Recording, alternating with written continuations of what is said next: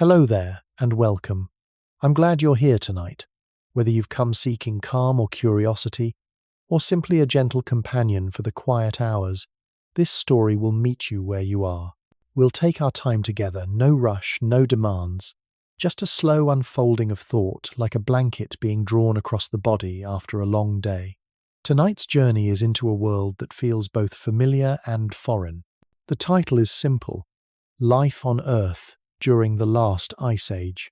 Immediately, perhaps, you picture snow, endless snow, frozen landscapes stretching into distance. But tonight we will see that the ice age was not just cold emptiness. It was a stage of life rich with creatures, forests, rivers, and people, our own ancestors finding ways to endure. Before we step into that time, let us make this space ready. Wherever you are, let yourself settle. Feel the surface beneath you, soft mattress, sturdy chair, couch, or floor. Notice the air around you. Maybe it's warm, maybe it carries a faint chill, maybe it hums with the sound of a fan or the outside world. All of this belongs. This is your present, your resting place. And from here we will travel backward in imagination. Take a slow breath with me. Inhale through your nose. Hold it gently. Exhale through your mouth. Again, inhale, pause, exhale. Each cycle loosens the day a little more. Each breath carries you closer to the rhythm of the story we are about to unfold. The last ice age, sometimes called the last glacial maximum, ended roughly 12,000 years ago. In terms of deep time, that is only yesterday. And yet the world then was astonishingly different. Vast sheets of ice kilometers thick, draped across continents. Sea levels far lower than today, exposing bridges of land that no longer exist. Herds of woolly mammoths, giant bison, and saber-toothed cats roaming the steppe. Humans living in caves, crafting tools, painting stories on stone walls by the light of flickering fires. But let's not hurry into details. Tonight is not a lecture. It is a walk slow and spacious into atmosphere. Imagine stepping outside your shelter on a glacial morning. The air is sharp and dry, almost metallic against your throat. Your breath curls upward in visible clouds. In the distance, a wall of ice looms, stretching farther than your eyes can see. And yet around you the land is not lifeless. Grasses ripple in the wind. Herds move slowly across the plain. A bird darts overhead, small and quick. Life persists. Life always persists. Pause again with me. Inhale, hold, exhale. Let the image deepen as your body softens. The Ice Age is often pictured as hostile, but it was also ordinary for those who lived it. Just as you wake to the hum of your refrigerator or the sound of morning traffic Ice Age, people woke to the crackle of fire, the rustle of animals outside, the constant presence of cold. For them, it was not a glacial maximum. It was simply life, the way things were. That is the strange beauty of history. What seems extraordinary to us was everyday to them. Think of your own daily rhythms, the cup of tea you brew, the path you walk, the bed you return to. Now translate that into their world. A flint tool chipped carefully in the hand, a fire coaxed from sparks guarded through the night. A story told softly, perhaps, a myth of mammoths or spirits carried from generation to generation. The details differ, but the rhythm is the same. Humans making do humans belonging to Earth. Humans finding comfort amid uncertainty. The creatures of that age shared in this rhythm. Mammoths moved in herds, protecting their young in circles of tusks and bodies. Saber-toothed cats crouched in grass, their breath visible as they waited to strike. Wolves padded silently, their eyes gleaming in twilight. Even tiny rodents scurried through snow tunnels, storing seeds, surviving one day to the next. Each life, no matter how small or immense, was part of the same pattern: endure the cold, find sustenance, live another day. Take another slow breath, in and out. Imagine yourself breathing with them across time. This is why the Ice Age continues to capture our imagination. It was not just an era of hardship. It was an era of resilience. Every creature, every person who lived then proved that survival is not always about defeating the environment, but about adapting, bending, belonging to it. And in a quiet way, isn't that what we do now? We adapt to our own environments, our jobs, our cities, our technologies, just as they adapted to theirs. Different tools, same principle. As you rest tonight, think of this connection. You are not separate from those people. Their blood flows into ours. Their struggles, their creativity, their persistence gave rise to the life you live today. When you turn on a lamp, when you warm your hands, when you speak to a friend, you are continuing a line that began in caves and firesides during the Ice Age. You are their descendant carrying their resilience forward. Pause again, in and out. Now, as we prepare to move deeper into this story in the parts ahead, let the atmosphere linger. You are on the edge of the last Ice Age. The air is sharp, the land vast, the sky pale with drifting snow. Around you move mammoths and wolves, people and fire life in all its forms. It is not a wasteland. It is a world different, yes, but alive. And you are part of it, even across time. So let this opening chapter close with gentleness. You are resting safe. The Ice Age is near, waiting for us to step further in. The winds are rising, the horizon gleams with ice, but for now, all you need is your breath, your body, your calm. One more deep inhale and slow exhale. This is where we begin. Every journey begins with a question. For us, the question is simple in wording, but immense in scope. What was life on Earth really like during the last Ice Age? At first, it seems straightforward. You might imagine frozen plains, herds of woolly mammoths trudging through snow, humans wrapped in animal hides crouched around fires. And those images are not wrong. But the deeper you sit with the question, the more it stretches. Because life is not only about the animals or the people, it is about the air, the water, the seasons, the rhythms of ordinary days lived in extraordinary conditions. So let's hold the question softly, like a snowflake in the palm of your hand. What was it like to breathe in that world, to wake to its mornings, to endure its nights, to belong to an Earth colder and wilder than ours? Pause here. Inhale and exhale. Notice how your own breath makes the question less abstract, because you too are alive. You too wake and sleep, eat and drink, seek warmth and comfort. Your body is not so different from the bodies that lived back then. The question of what was life like is at its heart a question of kinship. Science tells us the last Ice Age peaked around 20,000 years ago when ice sheets covered much of North America, Europe, and Asia. Sea levels dropped more than 100 meters lower than today, exposing vast land bridges that linked continents. Cold winds swept across open plains. Yet even then, Earth was not frozen everywhere. There were warmer belts, grasslands that stretched for thousands of miles, rivers that flowed, strong forests that offered shelter. Life found a way, as it always does. But beyond science, the question takes on a personal hue. Imagine being one of our ancestors. Imagine waking inside a cave, the fire smouldering low. The air is icy against your skin. You step outside and see breath rising from every creature, humans, mammoths, wolves, each alive in the same cold. What did that feel like? Not as myth, not as museum diorama, but as daily life. That is what we wonder together. The central question also asks us to compare. What is life now versus life then? Today, when you feel cold, you turn up a heater, wrap yourself in blankets, or step into a warm car. Then survival meant constant vigilance, fire tended carefully, shelters built sturdily, clothing layered from hides and furs. And yet beneath the differences, the core is the same: warmth sought, food gathered, stories told. Perhaps the Ice Age was not alien after all. Perhaps it was simply another version of the same longing we carry to live, to belong, to continue. Take another breath, in and out. Let that kinship deepen. The question grows larger still, because when we ask what life was like, we also ask, how did it feel to live without knowing what came after? We from the present know the ice would retreat, that cities and agriculture and history would follow. But they did not know. For them, the Ice Age was not a chapter. It was the whole story.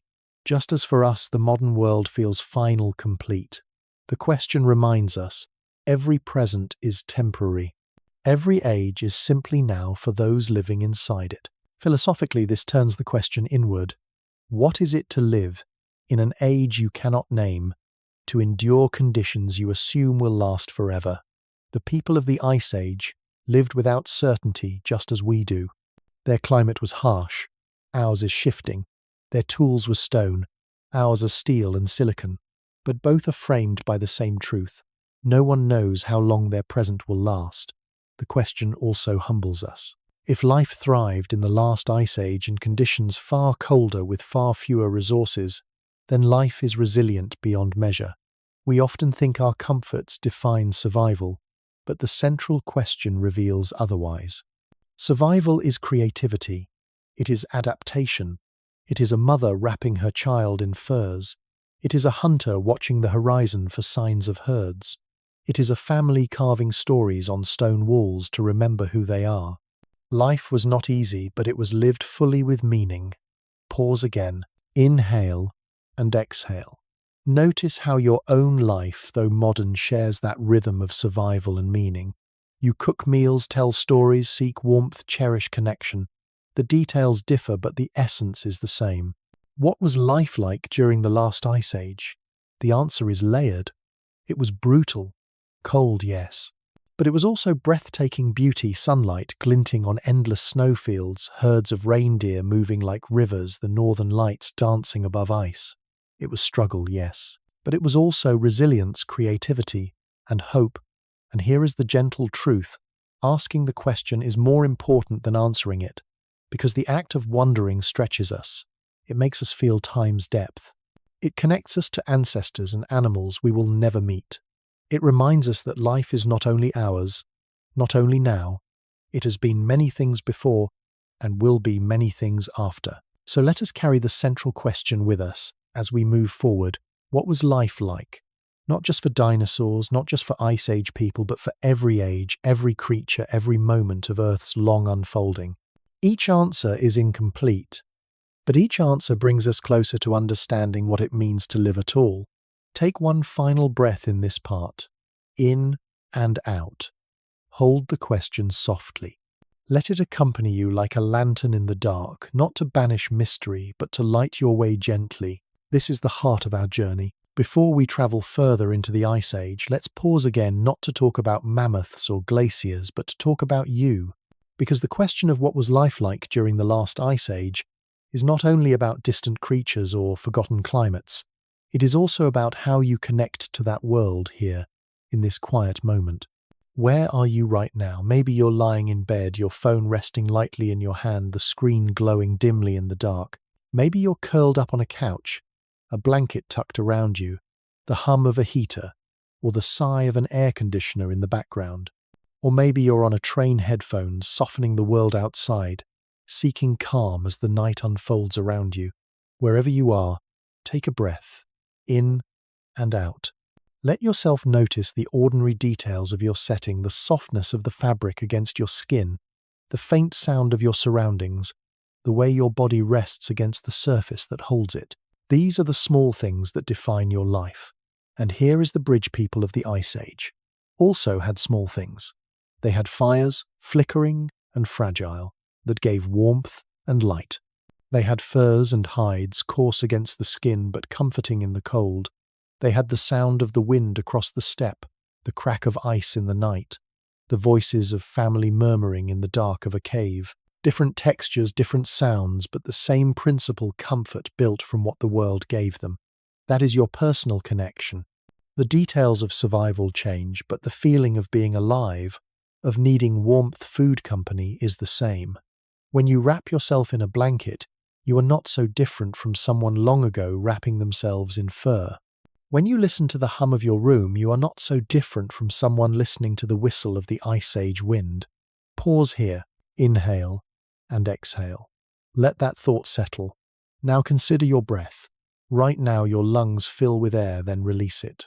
The same air has circulated across Earth for millions of years. Molecules of oxygen, of nitrogen, of water vapor, always moving, always returning. Some of the breath you take tonight may once have brushed against the lungs of a mammoth, or drifted over the fur of a woolly rhinoceros, or swirled inside the cave of a human ancestor watching the same pale moon. Breath connects us. It is the simplest, most constant reminder that we are part of the same world across time. Think too of your stories. Tonight, you are listening to mine. Long ago, Ice Age people listened to each other.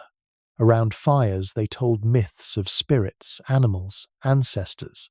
They painted on cave walls lines of ochre, images of bison mammoths and horses that still survive today. Why? To share, to connect, to leave a trace. You are doing the same in your own way, listening, reflecting, carrying story forward. So here is the gentle truth: you are not outside the Ice Age. You are connected to it through breath, through comfort, through story. The people of that time are not strangers.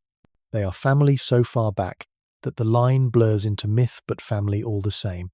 And in this moment, as you feel that kinship, I invite you to take one small action. If this journey so far has soothed you or sparked your imagination or helped you find calm in your night, consider leaving a trace.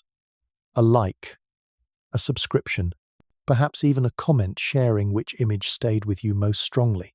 This is not an obligation, not a task. It is an offering, like leaving a mark on a cave wall so that others who pass by might see and feel connected too. Think of it like a trail of footprints in snow. One person walks leaving marks. Another comes later following the same path. Each step makes the way clearer. Your simple act, clicking like subscribing, commenting, becomes a footprint, a guide for someone else seeking calm. Pause, inhale, and exhale. Notice how soft that feels. No urgency, no demand, only invitation. And perhaps your reflection, if you choose to share, will remind someone far away that they are not alone. That curiosity and calm can still be found even in a restless world. Just as Ice Age people gathered to share warmth, so too do we gather here across time zones and distances to share story. Let us pause one more time. Feel your body where it rests. Feel your breath where it moves. Feel your mind where it drifts. You are present. You are alive. You are connected both to this moment and to the long history behind it. That is the personal connection.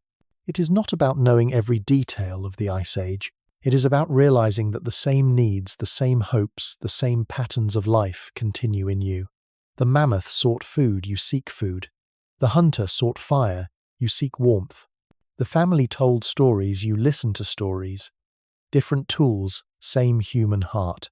So as you drift further into calm, hold this thought: you are part of a line that stretches backward into the Ice Age and forward into futures unknown. You belong to Earth's story and Earth belongs to you. And if you wish, you can mark that belonging with a gentle act of connection.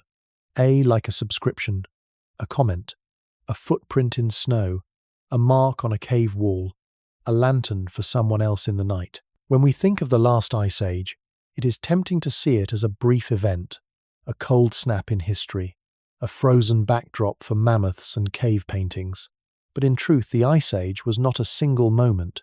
It was part of something larger, something woven into the very fabric of Earth's deep time. Deep time is the scale at which the planet lives. It is not the minutes and hours of our clocks, nor the days and years we use to measure our lives. Deep time is millions of years stacked like layers of stone. It is continents drifting inch by inch across oceans. It is mountains rising and eroding. It is glaciers advancing, retreating, and carving the land like a slow-moving chisel. Take a breath with me. In and out. Feel how small your body is compared to the sweep of millions of years. But do not feel fear, feel comfort. Because to know we are brief is also to know we are part of something vast and steady. The last Ice Age, often called the Pleistocene epoch, began more than 2 million years ago. It was not constant cold, but a rhythm ice, advancing ice, retreating again and again. Imagine Earth breathing slowly, each breath lasting tens of thousands of years. Glaciers spreading down from the poles with the inhale. Glaciers melting back seas rising with the exhale. Over and over for millennia. The last Ice Age we speak of, the one ending 12,000 years ago, was simply the most recent of many cycles. Yet it was special to us, because it was the stage where humanity began to look like itself. Our ancestors painted caves, built tools, formed communities, crossed land bridges into new continents. Their story is our story, and so we call that glacial era the last. Think for a moment about how different the world was in scale. Ice sheets covered much of North America and northern Europe. In some places, the ice was 2 miles thick, higher than the tallest skyscrapers you know. Beneath that weight, the land sagged, crushed under frozen mass. Rivers changed course, valleys deepened, mountains sharpened as glaciers carved them. When you see fjords in Norway or the Great Lakes in North America, you are seeing the fingerprints of ice. Pause here, in and out. Notice how deep time leaves marks that remain visible today. You do not have to imagine all of it. You can see it on maps, in cliffs, in valleys, in the paths of rivers. Sea levels were lower then by more than 100 meters. Entire coastlines we know today did not exist. Where oceans now roll, grasslands once stretched. Land bridges linked Siberia to Alaska, Britain to Europe islands, to mainlands. These bridges allowed people and animals to travel, mammoths moving into North America, humans following them. Today those bridges lie drowned beneath waves, hidden but not gone. Deep time shows us that the Ice Age was not an isolated chapter, but part of Earth's breathing. There were ages before it, warmer, colder, stranger. There will be ages after. For us, the Ice Age feels final, a curtain falling before history began. But for Earth, it was only another turn in a long cycle. Take another breath, in and out. Let that thought settle. Think, too, of the creatures of that vast frame. For millions of years, Earth tested forms, saber-toothed cats, giant sloths taller than a man, armadillo-like glyptodons the size of cars. Many of these flourished, then vanished as climates shifted. Yet life adapted again and again, never pausing, never ending. That is deep time's lesson. Nothing is permanent, but nothing is wasted. And within that rhythm, humans arrived. Tiny against glaciers, fragile against cold, yet carrying fire tools' language. The Ice Age was their crucible. It shaped their migrations, their cultures, their resilience. Out of cold and struggle came community and imagination. Out of scarcity came art on cave walls. We are the children of that vastness. Pause again. In and out. Notice how this truth feels. Not heavy, but grounding. When you look at deep time, you may feel small, but small does not mean unimportant. A snowflake is small, yet countless snowflakes made the glaciers. A breath is small, yet countless breaths sustain life across ages. Your presence, too, is small and precious part of Earth's unfolding. So what was life like during the last Ice Age? The answer in deep time is it was part of a much larger rhythm. Glaciers advanced, then retreated. Creatures adapted, then vanished. Humans endured, then flourished. And all of it, every breath, every footprint, was part of Earth's long inhale and exhale. As you lie here tonight, let deep time cradle you. Imagine the planet breathing slowly beneath you. Glaciers, moving seas, shifting forests, rising and falling. You are resting inside a story that has lasted for billions of years. The Ice Age was one chapter. Your life is another. Together they are part of one book, Earth's book, written in stone and water and air. Take one last breath with me, in and out. Feel the scale, but also feel the calm. Deep time does not rush. It has carried countless ages before you, and it carries you now. And so we step gently from this vast frame, ready to look closer in the next part at the ground, beneath the glaciers, at the ecosystems of Mammoth Steppe and human firelight.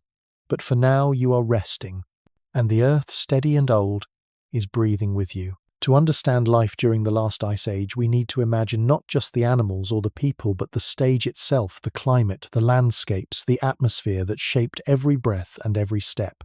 It was not a single, frozen wasteland, as movies often suggest. It was a patchwork of environments, harsh in some places, gentle in others, woven together by the rhythm of ice and season. Let's begin with temperature. During the peak of the last Ice Age, global averages were colder than today by about 9 to 18 degrees Fahrenheit, or 5 to 10 degrees Celsius. That may not sound like much, but across the globe it was enough to change everything. It meant that massive glaciers spread across continents, locking water into ice. Sea levels dropped more than 100 meters. Winds shifted. Deserts spread in some regions while grasslands expanded in others. Every degree rippled outward, altering the map of Earth. Pause here. In and out. Let that scale settle gently. Now imagine the ice sheets themselves. In North America, the Laurentide ice sheet stretched across Canada and much of the northern United States. In Europe, glaciers covered Scandinavia, Germany, and beyond. In Asia, vast mountains wore icy crowns. These ice sheets were not still. They crept forward, carving valleys, gouging out basins, grinding rock into powder. The Great Lakes, the fjords of Norway, the rolling plains of northern Europe, all of them were sculpted by ice. The land we know today still carries their fingerprints. Yet not everywhere was covered in glaciers. Much of the Earth remained ice-free, though colder and drier. In Eurasia, there stretched what scientists call the mammoth steppe. Imagine endless grasslands dotted with hardy shrubs stretching from Spain across Siberia and into Alaska. This was not lush forest, but a cold, dry savanna, vast enough to support herds of mammoths, bison horses, and reindeer. Where the glaciers ended, life flourished in surprising abundance. Picture yourself standing on that steppe. The horizon seems endless. The wind cuts cold, but the grasses ripple like an ocean, feeding countless animals. Herds move slowly, leaving trails across the snow-dusted ground. Wolves follow at a distance. Overhead, ravens circle, watching. It is stark, but not barren. It is alive. Other regions told different stories. In the tropics, rainforests shrank, replaced by drier woodlands and savannas. Deserts expanded in Africa and Australia.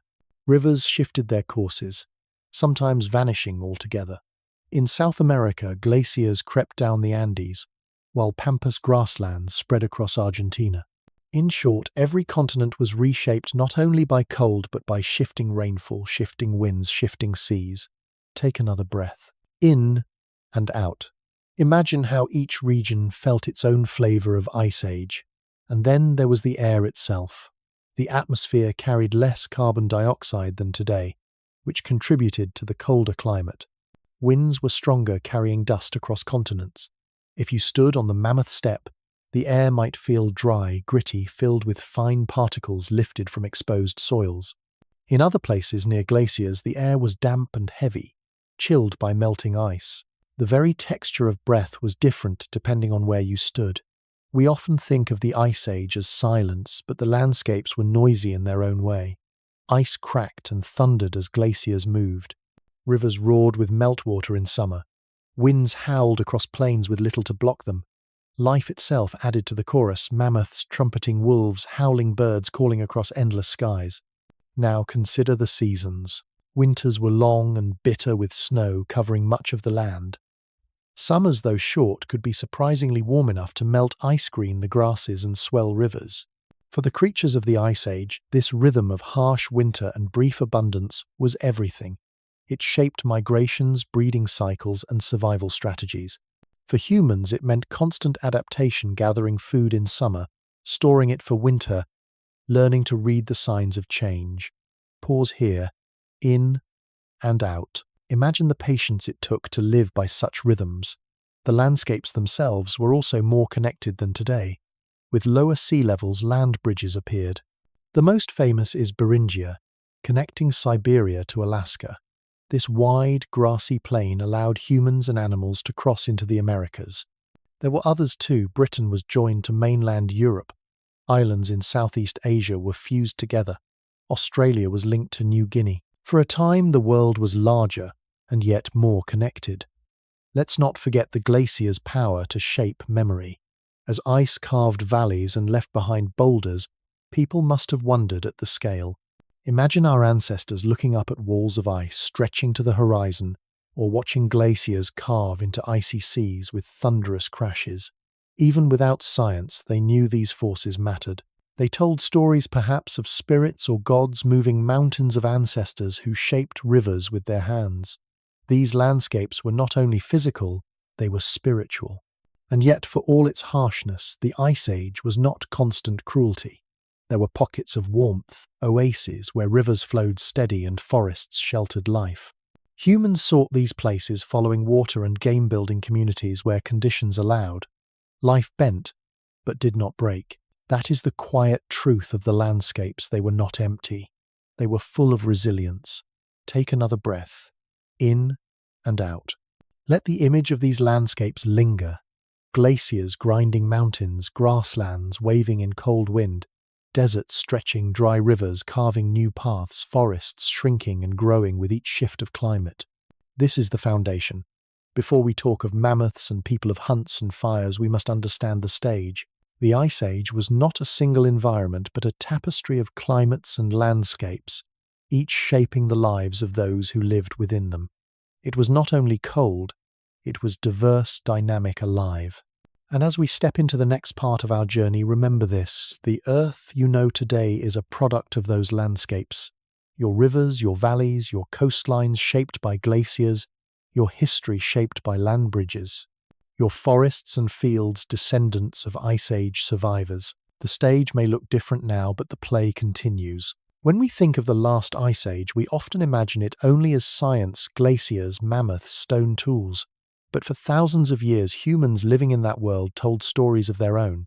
Those stories did not survive in books or libraries. They survived in whispers, in rituals, in paintings on cave walls. And long after the ice retreated, echoes of those myths continued, reshaped into legends we still tell today. Imagine a group of people gathered around a fire in a cave. Outside, the wind howls across a frozen plain.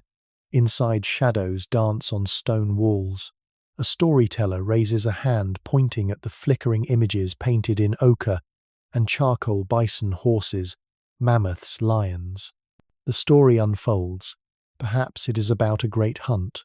Perhaps it is about the spirit of the mammoth, strong and generous, giving itself so the people might live. Perhaps it is about a sky filled with lights, the aurora seen as the dance of ancestors above the ice.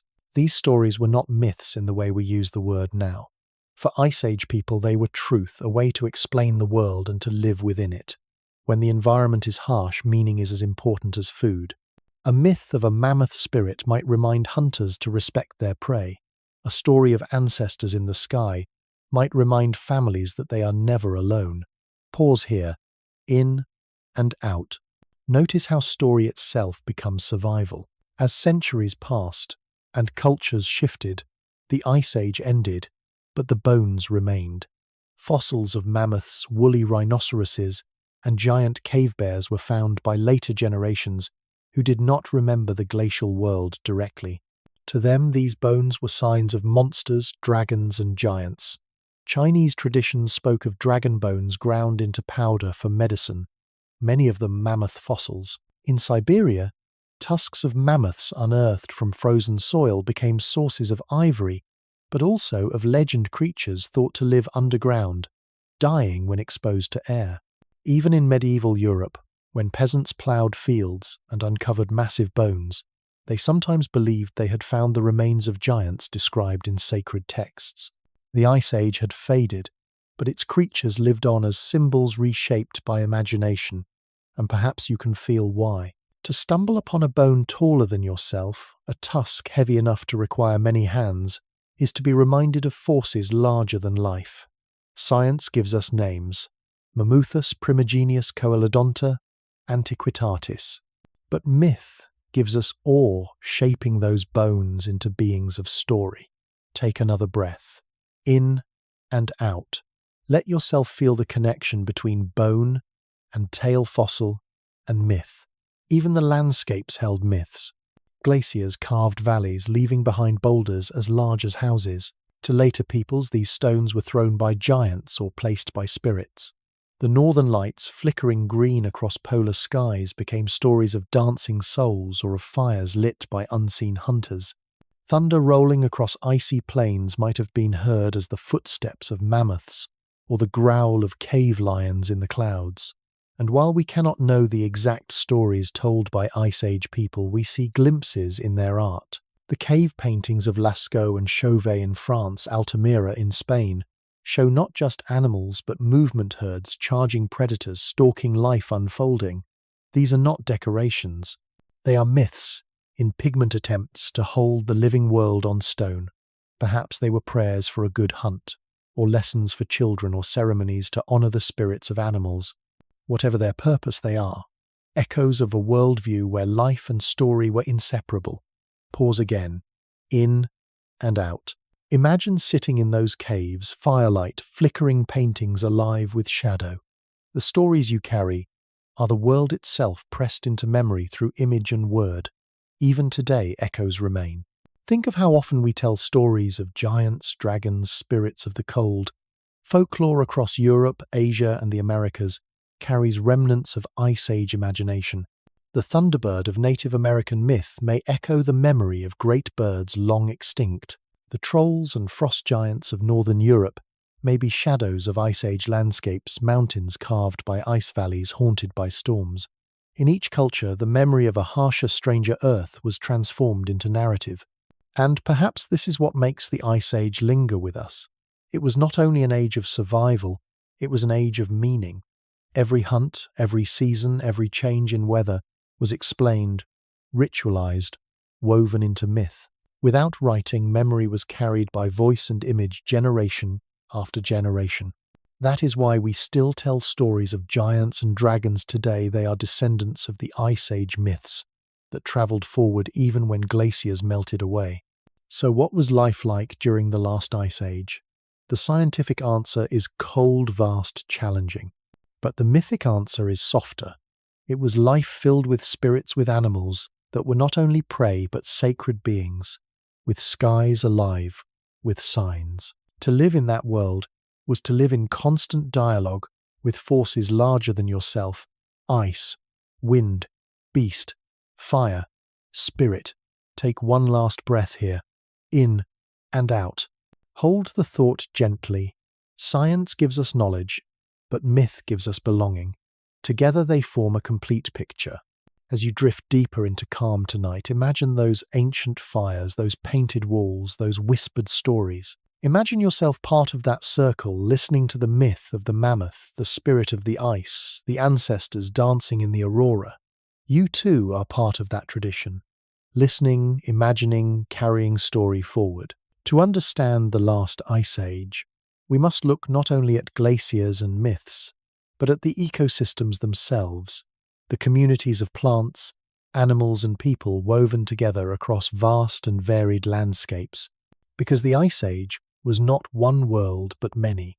It was tundra and steppe forest and desert mountain and coast. Each held its own pattern of life, its own case study of survival. Let us begin with the mammoth steppe, the largest biome of its time, stretching from Western Europe across Siberia over Beringia and into North America.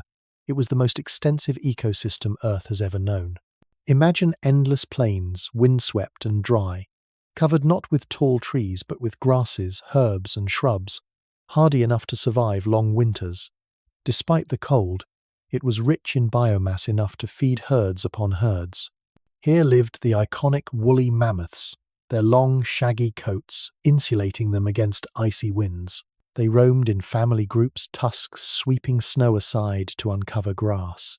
With them moved woolly rhinoceroses, reindeer steppe, bison, wild horses. Predators followed cave lions larger than modern lions, packs of dire wolves, heavier and stronger than the wolves we know today, and the saber-toothed cats with fangs like curved daggers. Overhead ravens and vultures circled, ever ready for leftovers. It was a harsh land, yet astonishingly abundant, a cold Serengeti stretching for thousands of miles. Pause here. In and out. Imagine that vastness, not barren but alive with movement. Another case study takes us to the permafrost of Siberia. Here cold was more extreme, yet even in these frozen soils life thrived. Small rodents burrowed, creating tunnels beneath snow. Arctic foxes trotted lightly across the ice. Musk oxen huddled in groups, their long coats forming a wall against the wind. The ecosystem relied on cycles: rodents fed predators, musk, oxen grazed tough grasses, wolves tested the weak. In this balance, even the smallest creatures mattered. Without lemmings, foxes starved. Without grasses, mammoths perished. The cold did not simplify life, it wove it tighter. Now shift to temperate refuges, pockets of relative warmth where forests persisted. In parts of southern Europe and Asia, oak and pine forests sheltered deer, boar, and early humans. Rivers ran strong even in cold winters, drawing animals to drink. Here hunters set traps, fished with bone hooks and painted caves. These forests were crucial. They gave variety, allowing species to retreat southward when ice advanced, then expand northward when glaciers melted. They were, in essence, sanctuaries of resilience. Consider the coasts. Lower sea levels exposed vast shorelines rich in shellfish, seaweed, and fish.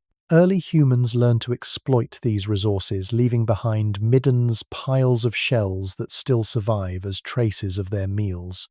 Birds nested in cliffs, seals basked on beaches, whales migrated through cold seas. The ocean was as vital then as it is now, feeding both animals and people. And then the mountains. Glaciers carved them, but valleys sheltered unique communities. Ibex and mountain goats climbed steep cliffs safe from most predators. Eagles soared above, sharp-eyed and patient. Humans too ventured into these highlands, leaving carvings and tools in caves at high altitudes. The mountains were both barrier and refuge, difficult but rewarding for those who braved them. Pause again. In and out. Notice how the Ice Age world was not uniform, but a patchwork of biomes, each alive with its own rhythm. Let's look closer at one iconic case: the interaction between humans and mammoths. Fossils and archaeological sites show that mammoths were more than prey. They were central to survival. Meat fed families. Hides became clothing and tents. Bones and tusks were carved into tools, shelters, even art. In Ukraine and Russia, remains of circular huts built from mammoth bones have been found, evidence of ingenuity in the face of scarcity. For some groups, the mammoth was not just an animal, it was the cornerstone of culture. Another case: cave bears. These massive animals, larger than modern grizzlies, roamed Europe's forests and caves. To humans, they were both danger and mystery. Some caves hold skulls arranged deliberately, suggesting ritual respect. Did Ice Age people see them as spiritual beings, as rivals for shelter? Perhaps both. Science gives us bones. Myth gives us meaning. Together they suggest a relationship deeper than predator and prey. And what of the predators themselves? Saber-toothed cats, dire wolves, cave lions, they thrived in Ice Age ecosystems. Yet they too were vulnerable. Large predators depend on large prey, and when climates shifted, their survival grew precarious.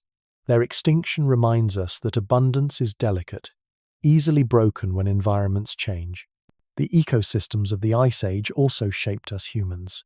Survival demanded adaptability. Some groups specialized in hunting reindeer, others focused on fishing rivers or gathering plants. Some followed herds across open plains, others stayed in caves near forests. Everywhere, humans learned to read their ecosystems closely: the migration of animals, the blooming of plants, the freeze and thaw of rivers. To live in the Ice Age was to live attuned to environment, every sense alert, every choice shaped by landscape. Take another breath, in and out. Imagine yourself within one of these case studies, perhaps standing on the mammoth steppe watching herds move against the horizon, or crouched in a cave listening to wolves howl outside, or walking along a newly exposed shore gathering shellfish. Each is different, yet each is life. What do these ecosystems tell us? That the Ice Age was not emptiness. It was fullness, abundance, complexity. The cold did not erase diversity, it rearranged it. Creatures found niches, plants spread roots, humans wove themselves into the web, carving meaning from survival. And so the scientific foundation is clear: life during the last Ice Age was shaped by ecosystems as varied as today's, only colder, broader, sometimes harsher. But beneath the surface, the deeper truth is the same: Life adapts, life persists, life creates community wherever it can. As you rest tonight, let these case studies drift through your mind. Mammoth herds on the steppe, musk oxen huddled in Arctic winds, deer in southern forests, shellfish on wide shores, bears in caves. Each scene is a reminder that the Ice Age was not distant fantasy. It was Earth alive, Earth enduring Earth, carrying the same pulse of life that still beats now. Take one last breath here, in and out. Hold that rhythm as you drift further into calm. The ecosystems remain in memory, ready for us to revisit, but for now they are quiet. When we look back at the last Ice Age, we often see it as a test of survival, a time of harsh cold of mammoths and caves of danger pressing in from every side. Yet beneath that surface lies a deeper layer. The Ice Age was not only about climate and animals, it was also about meaning. For the humans who lived then, the world was not just physical, it was philosophical. It carried lessons about existence, impermanence, and belonging, lessons that still echo into our lives today. Take a breath, in and out. Notice how the very act of breathing links you to them. They breathed under cold skies, you breathe under warmer ones, but the rhythm is the same. One of the simplest philosophical truths of the Ice Age is fragility. Imagine living in a world where a broken tool could mean starvation, where one long winter could mean the end of a family line. Life was never guaranteed, and yet in that fragility people still found joy.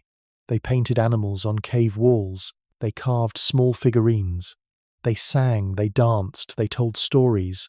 Why? Because to be alive even in hardship demanded expression. Perhaps the meaning of life was not to escape fragility but to embrace it, to make beauty within it. Another truth is impermanence. The glaciers advanced and retreated, herds migrated, rivers froze then thawed. Everything shifted slowly but relentlessly. Our ancestors must have sensed this.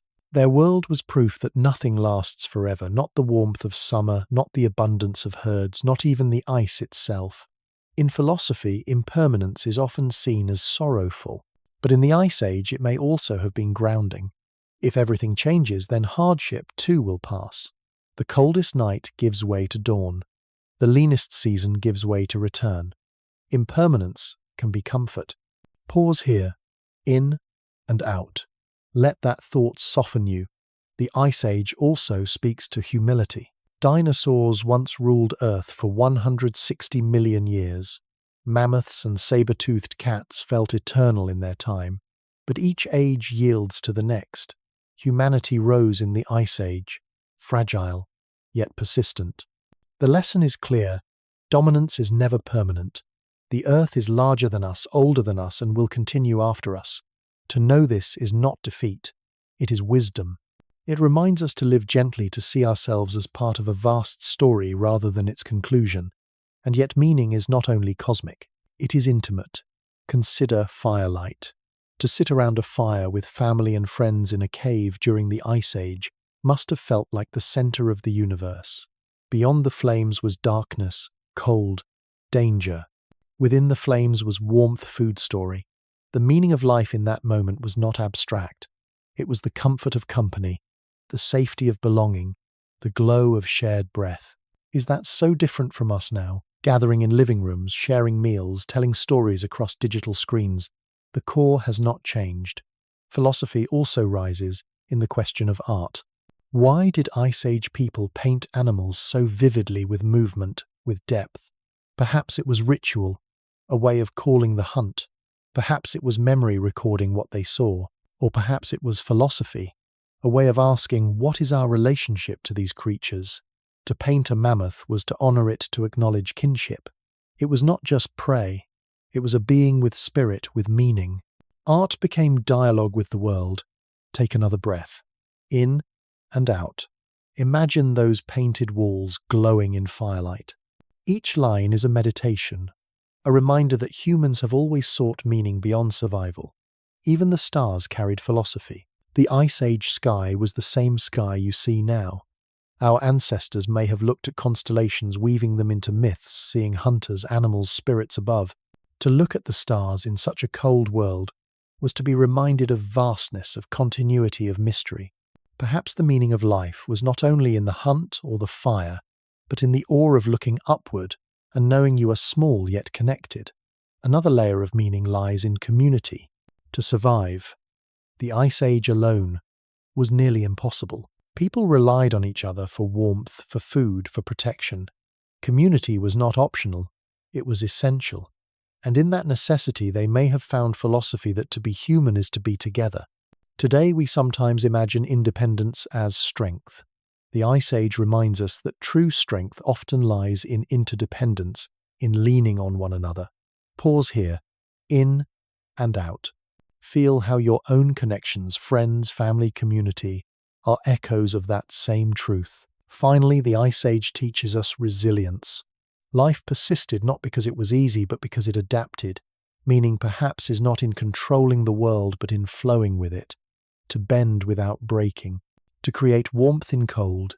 To make story out of silence. To carry forward even when the odds seem long. So what was human meaning in the last Ice Age? It was fragility turned to art, impermanence turned to comfort, humility turned to wisdom, community turned to survival, resilience turned to hope. These are not lessons trapped in the past. They are lessons still alive. Take one last breath, in and out. Hold this softly. You are not separate from them. Their meaning is your meaning. Their breath is your breath. Their story flows into yours. And so, as we move forward in our journey, we carry philosophy not as an abstract concept, but as lived truth. The Ice Age was cold, yes, but it was also luminous with human meaning. We have spoken of glaciers and mammoths, of myths and philosophies, but sometimes to feel the Ice Age truly, we must bring it closer into our own bodies, our own senses, our own small memories of what it means to live on Earth. Because though the last Ice Age feels distant, pieces of it remain around us, waiting to be touched through reflection. Begin with cold itself. Think of the last time you stepped outside on a winter morning. The air sharp against your throat, the way your breath curled in clouds before your face, the sting in your fingers if gloves were forgotten. That sensation, sharp and humbling, is a fragment of the Ice Age. For our ancestors, that was daily life. Their lungs filled with the same frosty bite. Their bodies shivered the same way yours does. They too pressed their hands toward warmth. Pause here. In and out. As you breathe, imagine that cold settling into your chest, not as threat, but as connection. You know what they knew. Now think of fire. Perhaps you have sat before a campfire watching sparks lift into the night. Perhaps you remember the smell of wood smoke on your clothes. Firelight makes shadows, dance, warms your skin, calms your mind. For Ice Age people, fire was more than comfort. It was life. Around it they cooked, told stories, painted walls. You know that feeling too, the glow of safety in the dark. In that sense, every flame you have watched links you to theirs. Consider food. Imagine biting into warm bread or sipping hot soup on a cold evening. The comfort floods your body, reaching every corner. Our ancestors had no bread, no soup, but they roasted meat over flames, shared marrow from bones, boiled herbs in stone-lined pits. Their relief was the same. Hunger eased, warmth spreading, life sustained. To eat with gratitude is timeless. Pause again. In and out. Notice how even simple acts, breath, warmth, food, bridge across millennia. Memory too can be a bridge. Think of the last time you walked in a pine forest, the resinous scent sharp in the air, the crunch of needles beneath your shoes. That smell has not changed in tens of thousands of years. Mammoths too walked through such forests, brushing their shaggy coats against bark. Humans too inhaled that same fragrance, perhaps smiling as you did, perhaps resting as you did. When you remember that smell, you remember them. Think also of rain. Tonight perhaps you hear it tapping against your window. That rhythm, steady and soothing, is the same rhythm that once fell on Ice Age plains.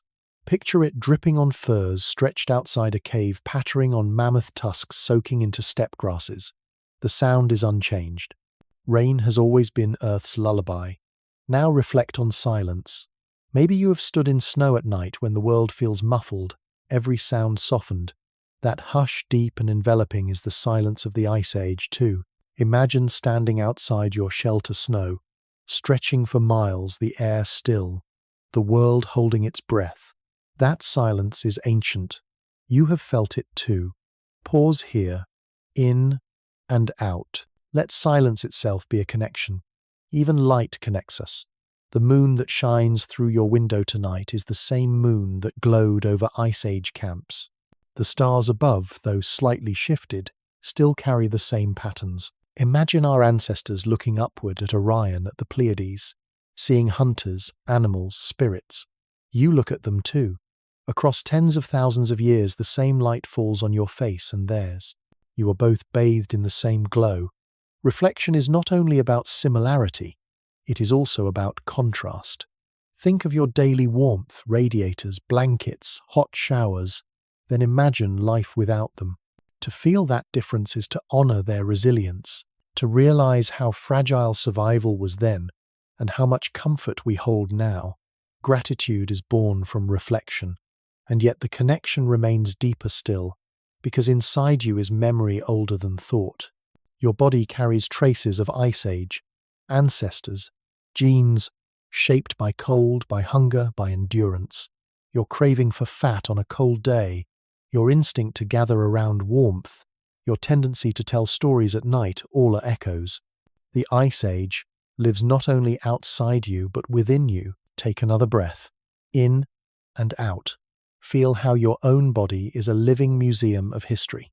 Personal reflection also invites us to see the Ice Age not as distant, but as present. The glaciers carved valleys you walk in. The rivers they fed still flow. The species that survived reindeer, wolves, bison still roam. Even your household dog lying curled at your feet is descended from wolves tamed by humans during that time. When you stroke its fur, you are touching a lineage that began around Ice Age fires. So what is the lesson of reflection? That you are not separate. The Ice Age is not a story about them, it is a story about us. About continuity, about shared breath, shared senses, shared memory. Tonight as you rest, let your senses connect you. Feel the air in your lungs as theirs. Hear the hum of your room as their wind. Smell pine, recall rain, remember silence. Look at the moon, and know they saw it too. These are not distant fragments. They are threads weaving you into the same fabric. Take one last breath here, in and out. Hold this softly. You are part of the Ice Age, not in time, but in experience. Through your body, your senses, your stories, the past remains alive. And as we move forward, we carry that connection with us. The Ice Age is not gone. It breathes in rain, in fire, in silence in you. When we picture the last Ice Age, our minds often settle into certain images. Endless snow, woolly mammoths trudging across frozen plains, humans huddled in caves, fire flickering against stone walls. These images feel certain, fixed, almost unquestionable. Yet science and imagination remind us that no single picture can capture the whole truth. For every idea about the Ice Age, there are counterpoints, uncertainties, and gentle debates.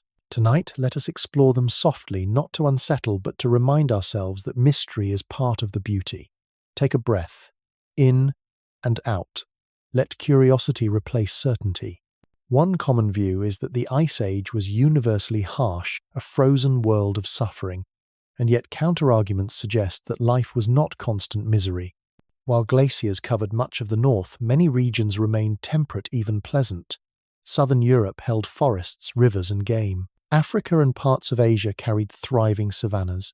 For those who lived there, the Ice Age may not have felt like an age of ice at all, but simply like their ordinary climate. Harshness was real, but variety was too. Another assumption is that Ice Age animals were uniformly gigantic mammoths, saber-toothed cats, giant sloths. While it is true that many large species thrived, ecosystems also teemed with small creatures. Mice, foxes, rabbits, birds, insects all played essential roles. Some scientists argue that our fascination with megafauna overshadows the quiet endurance of smaller species, many of which outlasted the giants. The counterpoint is clear: survival is not only about size, but about adaptability. Pause again. In and out. Notice how uncertainty expands the picture rather than diminishes it. Even within science, there are debates about climate. For decades, the Ice Age was thought to be one long freeze, but evidence now suggests complex fluctuations, warmer interludes, sudden cold snaps, rapid shifts in rainfall. Ice cores drilled from Greenland show that temperatures sometimes change drastically within decades, not millennia. Imagine living through that, your world not only cold but unpredictable. The counterpoint is that stability may be an illusion. Change, sudden and surprising, was part of Ice Age life. There are also opposing views about humans themselves. The common story is of fragile bands of hunters and gatherers struggling at the edge of survival. But new evidence suggests resilience, ingenuity, and even comfort. Some groups built sturdy shelters, crafted tailored clothing, and developed social networks that extended across hundreds of miles. Trade in stone shells and pigments hints at connection beyond mere survival. The counterargument says humans were not only enduring, they were thriving in ways subtle but profound. Take another breath, in and out. Let that resilience soothe you. Consider also the extinction debate. Why did mammoths, saber-toothed cats, and other great creatures vanish at the end of the Ice Age? Some argue climate change alone drove them out as warming melted their steppe habitats. Others argue human hunting played a crucial role, tipping fragile populations into decline. Still others suggest disease, or a combination of forces. The truth may never be singular. The counterpoint here is humility. Extinction is complex, and we cannot always point to one cause. Even myths have counterviews. We imagine Ice Age art as ritual hunters painting bison to call success. But some scholars argue it was teaching a way to pass knowledge. Others see it as play, or as simple beauty for its own sake. The truth is, we do not know. The counterpoint is that meaning itself may be multiple, and that art can hold many layers at once. Pause once more. In and out. Let mystery feel gentle, not threatening. Opposing views also touch our imagination of daily life. Some portray Ice Age humans as constantly on the move, chasing herds. Yet archaeological sites suggest periods of stability. Seasonal camps return to year after year, long-term shelters built with care. Some families may have known a landscape intimately, passing down paths, rivers and caves through generations. The counterpoint is that life was not only restless, it could also be rooted. There are counterarguments about danger too. Saber-toothed cats and cave lions inspire fear, but humans may not have faced them daily. Some scholars argue that cooperation, tools and fire meant predators often kept their distance. The world was dangerous, yes, but perhaps less of a nightmare than we imagine. Danger was real, but so was safety, carved carefully out of skill and community. And then there is the view of the Ice Age as alien, wholly unlike our world. Yet the counterpoint is that it is still our Earth. Rain still fell, winds still blew, the moon still glowed, pine trees still smelled of resin rivers, still murmured, children still laughed. Life then was both strange and familiar. The counterpoint whispers, the Ice Age is not gone. It still lives in landscapes, in species, in us. Take another breath, in and out. Let the thought expand you. So why linger on opposing views? Because they remind us that the story of the Ice Age is not fixed. It is a living conversation carried forward by scientists, storytellers, and listeners like you. Each counterpoint is not an erasure, but an addition, making the picture richer. Mystery does not weaken the story. It strengthens it, leaving space for wonder. And perhaps this is the quietest counterpoint of all, that the question, what was life like during the last Ice Age, may never have one final answer. Each discovery, each debate, each perspective shifts it slightly, but maybe that is the gift. For as long as the question remains open, we remain curious, connected, humble. So let the counterarguments rest in your mind. like snowflakes, unique, delicate, fleeting. No single one covers the whole ground, but together they create a landscape of thought. Take one last breath, in and out. The Ice Age remains not as certainty, but as mystery. And mystery, too, can be beautiful. Close your eyes for a moment, if it feels comfortable, and let the present world fade. The hum of machines, the glow of lamps, the shapes of your room dissolve into mist. In their place rises another scene, the vast mammoth steppe 20,000 years ago on a winter night. The first thing you notice is the air. It is dry and sharp, carrying a cold that sinks straight into your lungs. Each breath leaves your mouth in a white cloud that drifts away on the wind. The land is open, endless rolling plains covered in frost grasses, brittle beneath a blanket of snow. Above the sky is immense, scattered with more stars than you have ever seen, a river of light stretching from horizon to horizon. In the distance, a sound breaks the silence, the low rumbling call of mammoths. You turn and see them silhouettes against the starlight. A herd moves slowly, massive bodies swaying, tusks gleaming pale. Their coats are shaggy, their breath rising in plumes. Calves walk close to mothers, guarded on all sides by the circle of adults. Each step presses deep into snow, a rhythm that has echoed for centuries. Pause here. In and out. Let yourself feel their presence. Gentle giants, patient, steady, carrying life across the frozen earth. Closer to you, smaller shapes dart in the dark. A pack of wolves moves low, their eyes glinting faintly. They do not attack the mammoths. They are too large, too dangerous. Instead, the wolves wait, hoping for weakness, for stragglers, for opportunity. Their paws make no sound on the snow, only trails of prints that vanish behind them. Their howls rise now and then, long and haunting, blending with the cold wind. Overhead, the northern lights flicker. Green curtains ripple across the sky, shimmering, twisting. To Ice Age humans, these must have felt like spirits dancing above the world. To you, they feel like a bridge, connecting heaven and earth, past and present. The silence of the steppe is no longer empty. It is alive with light. Now, picture a fire. Not far from where you stand, a small group of humans tends flames inside a ring of stones.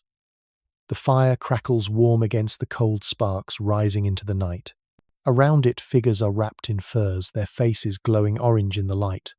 One sharpens a spear of bone and stone. Another stirs meat cooking on embers. A child leans against a parent, listening as an elder speaks. You cannot hear the words, but you see the rhythm of the story, hands gesturing toward the sky, toward the mammoths, toward the dark. The story is part of survival, part of belonging. Pause again, in and out. Let the warmth of that fire touch you. You move closer and details sharpen. The hides they wear are stitched, carefully sewn with bone needles and sinew thread. Their shelters are simple but clever frames of wood covered with skins blocking the wind. Tools are scattered nearby, scrapers, awls, stone blades, each made by hand, each vital for life. These people are not fragile. They are resilient, resourceful, deeply attuned to their world. Listen. The elder's voice rises and falls. Children's eyes widen. Adults nod.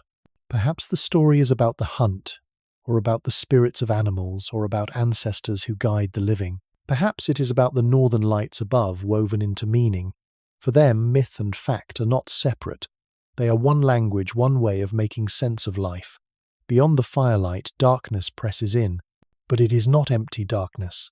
It carries the footsteps of wolves, the trumpets of mammoths, the whisper of grasses bending under frost. It carries the endless breath of the earth itself, exhaling through the plains. The humans know this, and so the fire becomes more than warmth. It becomes a center, a boundary, a symbol of life against the vastness. Take another breath, in and out. Imagine yourself sitting by that fire. Feel the fur around your shoulders, the heat against your face, the cold at your back. Hear the crackle of flames, the rise and fall of voices, the distant calls of animals. You are no longer separate. You are part of their night. The mammoths continue their slow migration across the plain. The wolves continue their watchful circling. The aurora continues to ripple overhead. And the humans continue to speak, to eat, to breathe, to live. For them, this is not myth. It is ordinary life. For you, it is extraordinary. Both truths coexist. And here is the gentle realization: the step at night was not a scene of despair. It was a scene of community. Each creature played its part.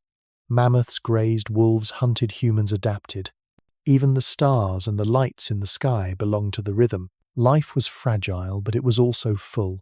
As you rest tonight, hold this image: a winter night on the mammoth steppe. The stars vast above the herd, moving steady. The wolves watching quietly, the humans gathered at firelight. You are there with them, not as a visitor, but as kin. Their breath is your breath. Their fire is your fire. Their story flows into yours. Take one last deep breath, in and out.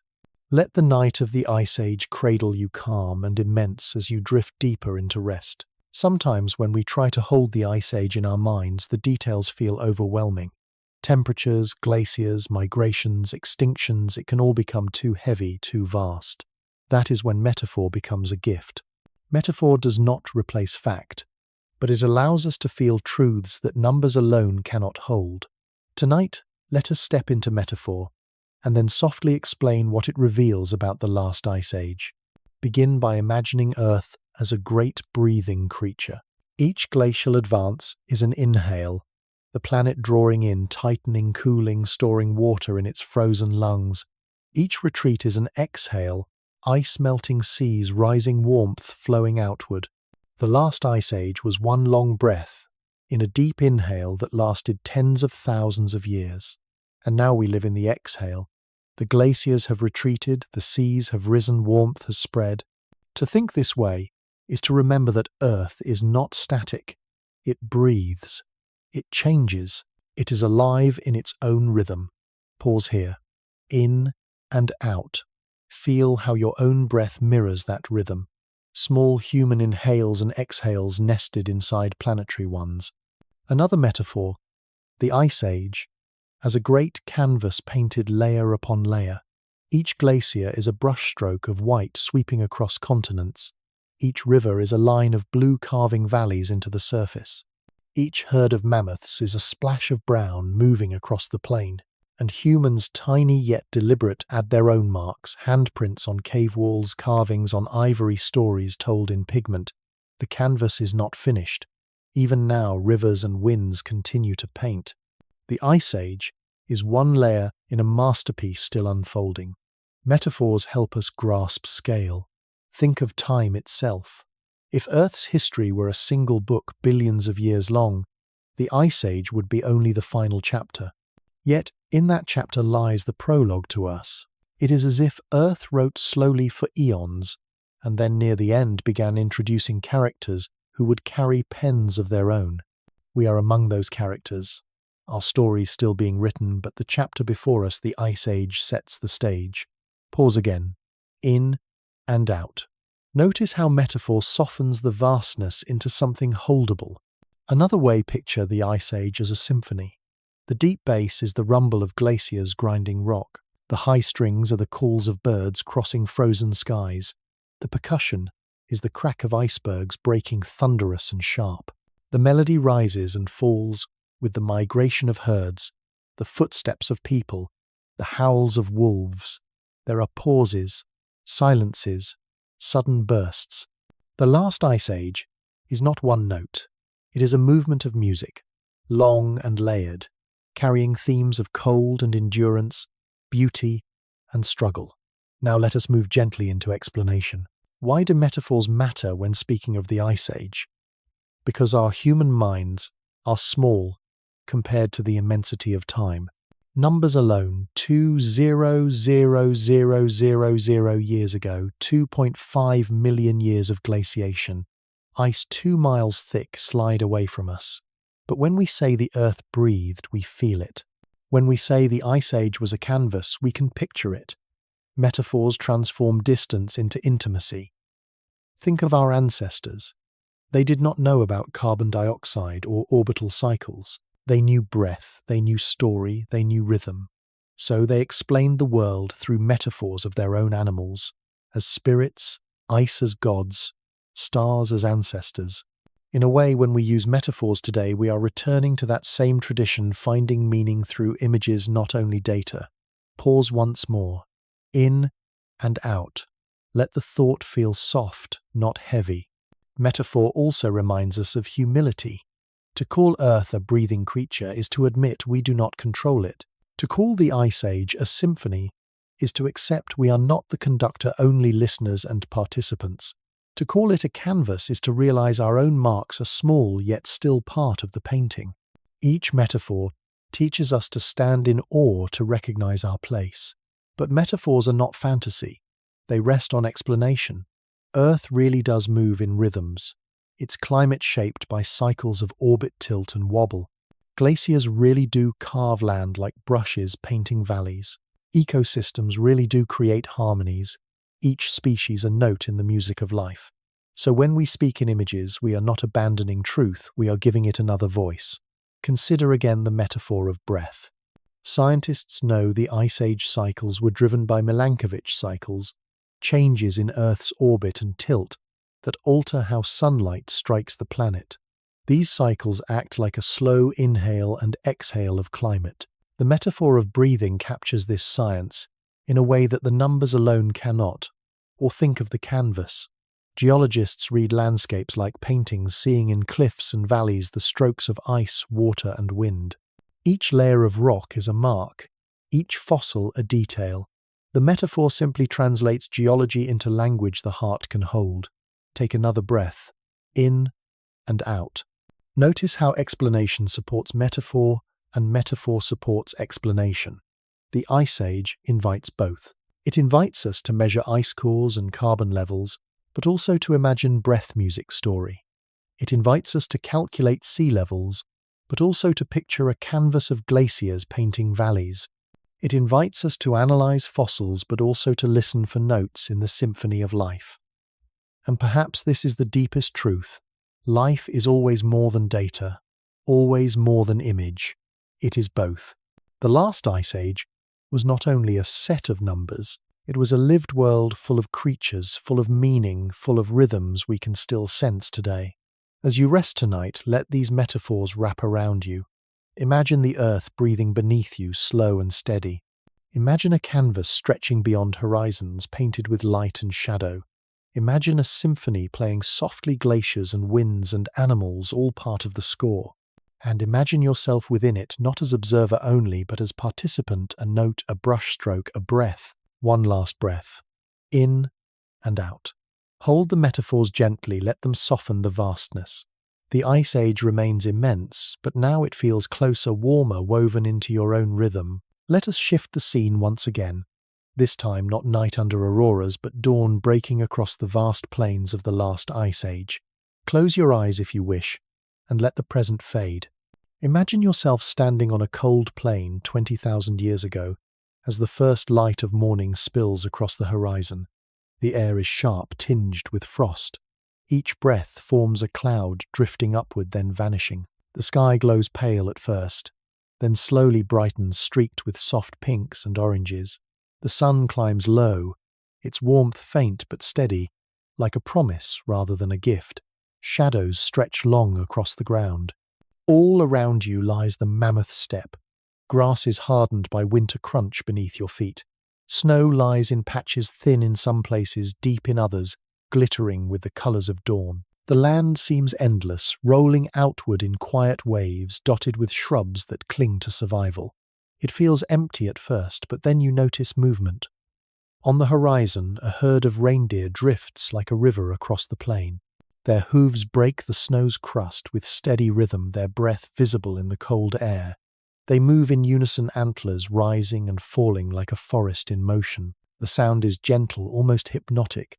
The soft thud of hooves, the low grunts of communication, the rustle of bodies pressing together for warmth. Pause here. In and out. Feel the rhythm of the herd passing through you. To your left, mammoths appear massive, slow, deliberate. Their tusks gleam pale against the morning light. They gather at the edge of a frozen river, cracking ice, with their weight-lowering trunks to drink the cold water beneath. Calves trumpet softly nudging against mothers. The herd's patience is its power. No rush, no panic, just steady presence. Closer by you see a different scene. A group of wild horses huddles their coats thick, their heads lowered to graze through snow. They paw at the ground with hooves, scraping away frost to reach hidden grasses. Their tails flick against the cold. A stallion lifts his head, ears pricked eyes, scanning the horizon. For a moment, silence holds, then he lowers his head again, reassured. Above, the sky fills with wings. Ravens caw black against the rising sun. Their calls echo across the plain, sharp and insistent. Some follow the herds, clever scavengers, ready to pick at leftovers. Others simply play in the air, gliding, circling, riding currents invisible to you. The sky itself feels alive. And then from behind you, another sound, the crunch of footsteps in snow. You turn and see a small band of humans. They walk with steady pace, furs wrapped around their bodies, spears in hand. Their breath curls white in the dawn. They speak little, their eyes fixed on the herds ahead. Perhaps they are hunters. Perhaps they are migrating. You cannot know. But you can feel their determination. The quiet endurance of people who have lived this rhythm for generations. Pause again. In and out. Imagine yourself among them. They stop near the river, watching mammoths from a distance. Children stay close to adults. One kneels to adjust a binding on a boot. Another checks the sharpness of a stone point. The group is patient. They have learned that life in this world belongs not to the rash, but to the steady. As the sun rises, higher light spreads across the plain. Colours sharpen grasses, glisten, snow sparkles, animals glow with golden edges. The world is still cold, but it no longer feels empty. It feels abundant, alive. A great stage carrying countless lives in fragile balance. The humans light a small fire. Smoke rises in a thin column drifting into the sky. Around it they warm their hands, share food carried in hides. The crackle of flames blends with the distant calls of herds. Even here at the edge of survival there is comfort, fire, community, story. Look upward once more. The sky is now bright, though the sun is still low, its arc shallower than in your world today. For Ice Age people, the sun was precious, fleeting, never taken for granted. Each morning was renewal, proof that light still returns after darkness. Each dawn was a small victory. Pause one last time. In and out. Feel that gratitude settle in your chest. This imagined dawn on the Ice Age plains is more than scenery. It is a reminder that life then was not constant fear. It was also beauty, rhythm, and quiet resilience. Reindeer flowing across snow. Mammoths steady at the river. Horses scraping frost for food. Ravens calling above. Humans gathering by fire. The world was harsh, but it was not empty. It was full of life, full of meaning, and perhaps the truest connection lies here. You too have known dawn. You too have stood in cold air, watched light spread, felt the renewal of morning. The details differ. No mammoths, no reindeer herds, but the essence is the same. Dawn is timeless. It has always carried the same promise that darkness yields, that life continues. So as you rest tonight, hold this scene softly. Imagine yourself standing on the Ice Age plains at dawn. The sky wide, the air sharp, the land alive. You are not separate from it. You are part of it through memory, through imagination, through the shared rhythm of earth. Take one final breath, in and out. Let dawn on the mammoth steppe settle within you, a quiet gift from the past, carrying you gently into peace. Science offers us knowledge. Philosophy offers us meaning. When we place the two together, the last Ice Age begins to feel less like a distant chapter in geology and more like a mirror, reflecting truths about survival, change, and belonging that still matter today. Let us start with science. It tells us that 20,000 years ago, massive glaciers pressed across continents, lowering sea levels by more than 100 meters. It tells us the atmosphere held less carbon dioxide, shaping colder climates. It tells us of the mammoth steppe, the largest biome Earth has ever known. stretching from Spain to Alaska, alive with grasses, reindeer, and mammoths. These are facts carved in ice cores, written in fossils, recorded in sediments. Pause here. In and out. Feel the steadiness of fact. Solid grounding, reliable. But philosophy asks, what do these facts mean? If glaciers shaped valleys, perhaps they also shaped humility, reminding humans that Earth is vast, that no one controls the ice. If sea levels dropped, exposing land bridges, perhaps they also carried lessons about connection, that we are all linked, our histories braided by passages of Earth now hidden under waves. If mammoths grazed across endless plains, perhaps they remind us of impermanence, that even the mightiest herds vanish, leaving only memory. Science and philosophy interwoven give us not only knowledge of what was, but insight into what is. Think of fire. Science tells us how humans struck sparks from flint, how combustion works, how calories are released. But philosophy asks, what did fire mean? In a world of darkness and cold, fire was not just chemistry. It was comfort, hope, center. Around it, humans shared stories, painted caves, created culture. To say fire is heat is true. To say fire is meaning is also true. Both together create wholeness. Pause again. In and out. Notice how truth expands when both voices are heard. Even extinction carries dual layers. Science explains warming climates reduced grazing steppe. Human hunting pressured populations. Giant creatures disappeared. But philosophy asks, what does extinction teach us? Perhaps that dominance is fragile, that survival is never permanent. Perhaps that life transforms rather than ends, as mammoths yielded to elephants, as wolves gave rise to dogs, as humans stepped forward to carry memory. Science gives the cause. Philosophy gives the lesson. Now let us look at art. Science studies pigments on cave walls, ochre charcoal measures, dates with carbon isotopes, notes, brushstrokes, and placement. It tells us these paintings are 20,000 years old. But philosophy asks, why did they paint? Perhaps to honor animals, perhaps to teach, perhaps simply to express beauty. Science says, this is how. Philosophy asks, what does it mean? Together we glimpse something closer to truth, that humans have always sought to transform survival into story. Take another breath. In and out. Let art remind you that science measures, philosophy feels, and both are needed. Even daily life carries this weaving. Science reconstructs diets, meat from mammoths, marrow from bones, plants gathered in seasons. Philosophy asks, what was it to taste that food, to share it with family, to feel gratitude after hunger? Science explains the calories. Philosophy holds the comfort.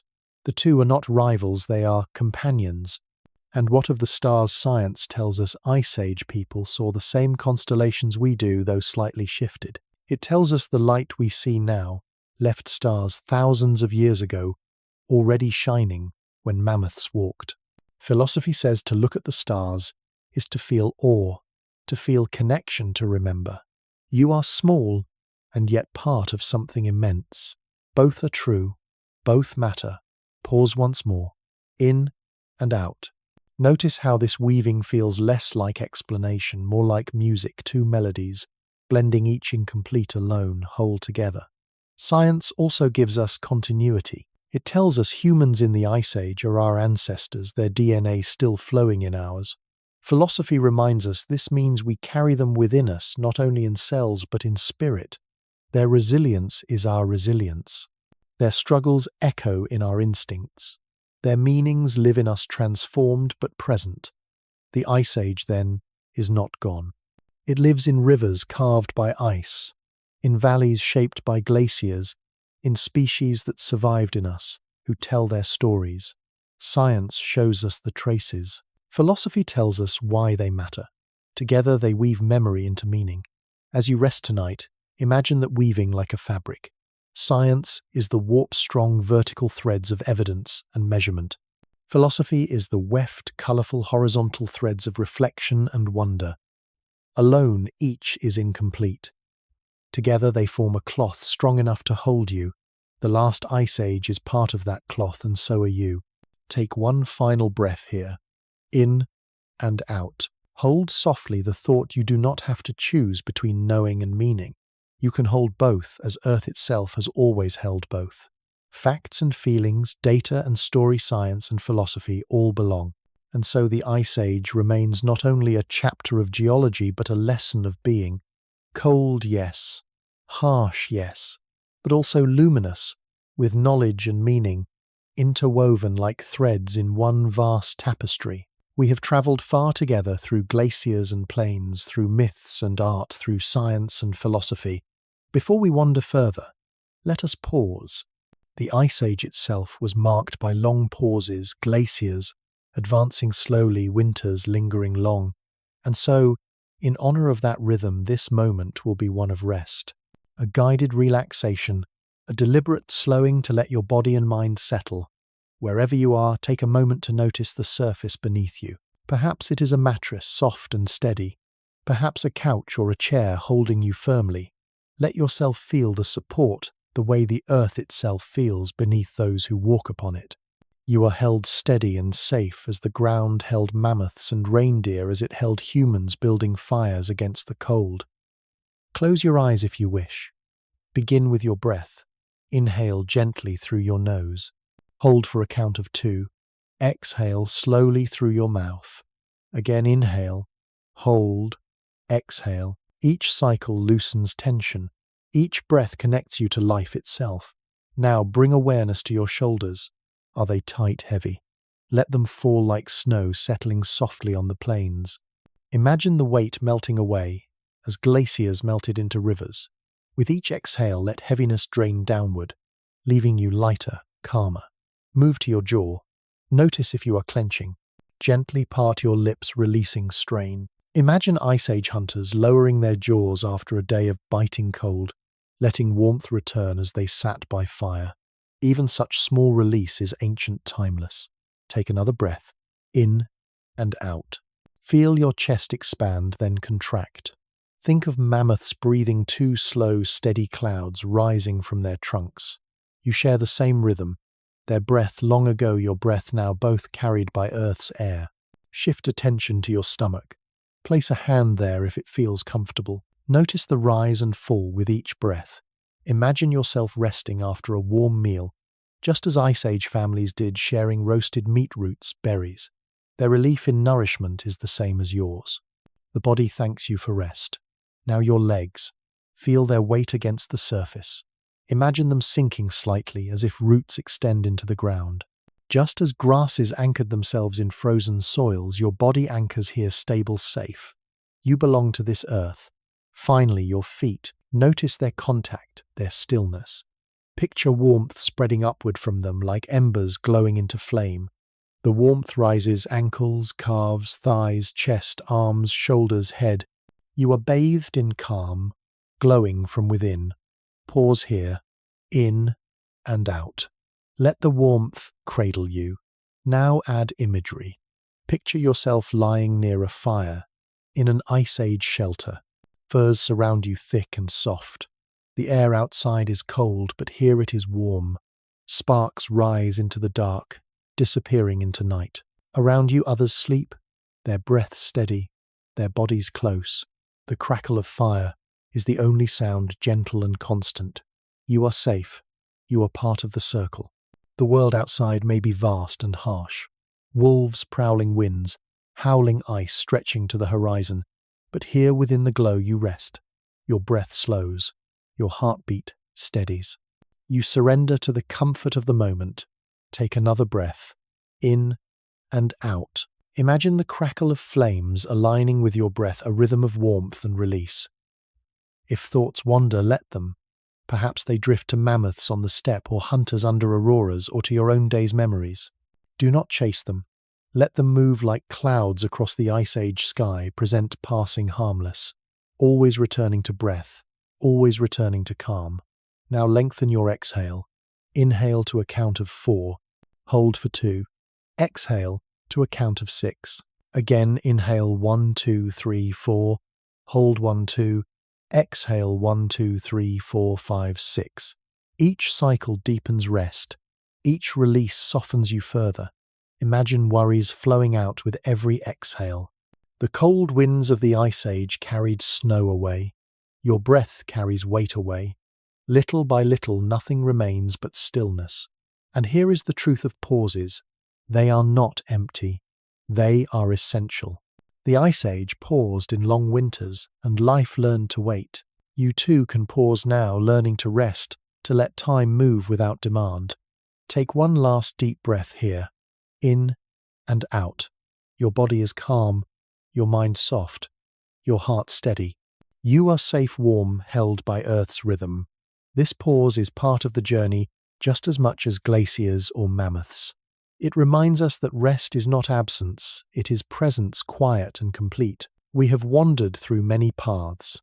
The science of glaciers and ecosystems, the myths whispered by firelight, the philosophies of impermanence and resilience, the pauses that let us breathe. Each part has been a thread, separate yet shimmering. Now let us weave them together softly, gently, into a tapestry that holds the last Ice Age, not as fragments, but as wholeness. Science is the first thread. It gives us ice cores from Greenland showing the rhythm of temperatures rising and falling. It gives us fossils of mammoths, bones of cave bears, pollen grains preserved in soil, all telling us what grew, what walked, what breathed. It shows us humans crossing land bridges, carving tools, painting walls. These are the warp threads, strong, vertical, steady, forming the structure of knowledge. Pause here. In and out. Feel the firmness of that structure beneath you. Myth is the second thread. It carries the stories of spirits moving in the aurora of mammoths, as sacred beings of caves, as gateways to another world. Later generations reimagined those bones as dragons, giants, thunderbirds. Myth is the weft, colourful horizontal weaving through science to add richness and pattern. Without it, the tapestry would be pale. With it, the picture glows. Philosophy is the rhythm of the loom. It asks, what does all of this mean? If glaciers rose and fell, perhaps they remind us that permanence is illusion. If mammoths flourished, then vanished, perhaps they teach us humility, that dominance never lasts. If humans endured and created art, perhaps they show us that meaning is possible even in fragility. Philosophy ties fact and myth into reflection, turning story into wisdom. And then comes you, the listener, the dreamer. Your breath is the shuttle that moves through the loom, carrying the threads together. Without you, the weave lies incomplete. With you, the tapestry is alive, because to imagine is to participate, to feel connection across millennia. Pause again. In and out. You are not only hearing the story, you are woven into it. What emerges from this soft synthesis is not a single answer, but a harmony. The last Ice Age was a scientific reality. Glaciers, climates, animals, people. It was also a mythical stage. Spirits, giants, sacred hunts. It was a philosophical mirror. Impermanence, humility, resilience. And it is a personal connection, breath, fire, dawn, silence, all at once. Think of the fire again. Science explains combustion, oxygen feeding flame. Myth imagines the fire as a gift from gods or ancestors.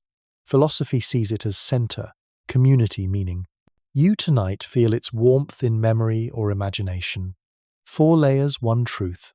Think of the mammoth. Science describes its biology: curved tusks, shaggy coat, grazing diet. Myth paints it as an underground beast dying when exposed to air, or as a spirit of abundance. Philosophy reminds us of impermanence. Even giants fall. You tonight imagine its breath rising in cold dawn. Again, 4 layers, 1 truth.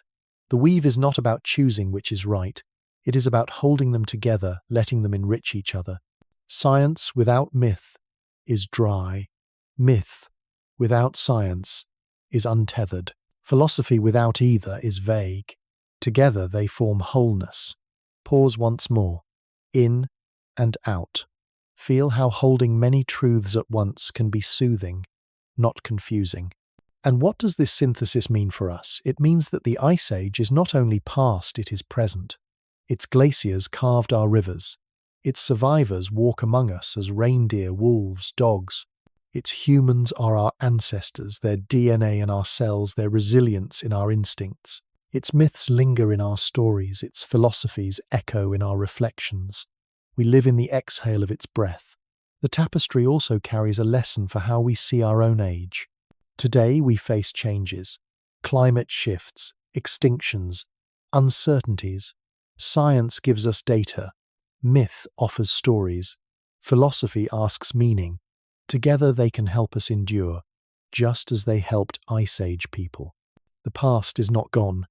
It is guidance. So what was life like during the last Ice Age? The soft synthesis answers it was everything at once. It was science and myth, knowledge and wonder, survival and meaning. It was fragile and resilient, harsh and beautiful. It was ordinary to those who lived it, extraordinary to us who remember. As you rest tonight, imagine the tapestry laid across you, threads of ice and fire mammoth, and human star and story, science forming its structure, myth adding colour, philosophy shaping pattern, your imagination weaving it whole. You are warm beneath it. You are part of it. Take one last breath here, in and out. Let the synthesis settle like a blanket, complete, soft, luminous. The Ice Age is not a puzzle to be solved, but a tapestry to be felt. And tonight you are resting inside its weave. Every journey must at some point begin to turn homeward. Tonight we have wandered far through glaciers and stepped through mammoths and myths, through firesides and philosophies. Now we arrive at a threshold, the gentle space between story and silence, between imagining the Ice Age and returning to your present moment. Crossing a threshold is not an ending. It is a transition. Think of it as standing at the mouth of a cave. Behind you lie the painted walls glowing with firelight, echoing with voices of ancestors. Before you lies the open plain, the stars of your own night, the familiar air of your own room. To step forward is not to leave one behind, but to carry it with you. Pause here, in and out. Notice how you too are at a threshold now, between listening and resting, between wakefulness and sleep. As we prepare to cross, let us look back gently. What have we seen? We have seen the vastness of glaciers pressing down continents. We have seen the abundance of the mammoth steppe herds stretching to the horizon. We have seen the intimacy of firesides where humans carved meaning into darkness. We have seen the silence of snow, the brilliance of auroras, the humility of stars. Each of these is a memory, a gift you carry now. You need not hold them all. Even one is enough. Perhaps you will remember the mammoth's breath in the dawn, or the warmth of fire in a cave, or the quiet truth that impermanence can be comfort. Each image is a small ember glowing gently as you step forward.